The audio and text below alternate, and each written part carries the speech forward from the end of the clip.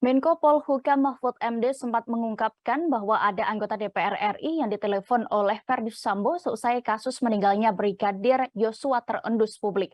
Mahkamah Kehormatan Dewan atau MKD kini resmi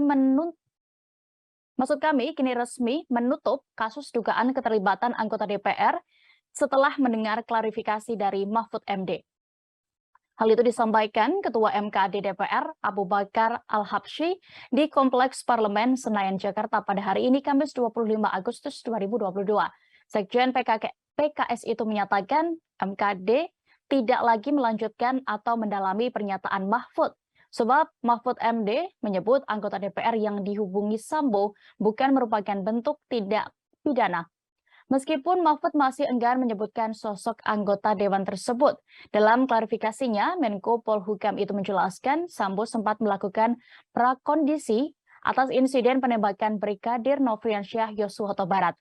Irjen Verdi Sambo memang sempat menghubungi sejumlah pihak, diantaranya Kompolnas, Komnas HAM, dan anggota DPR.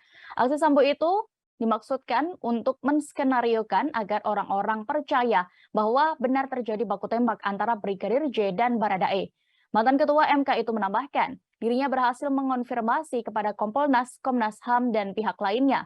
Mahfud juga mengakui sempat menghubungi anggota DPR yang dimaksud, namun tidak diangkat.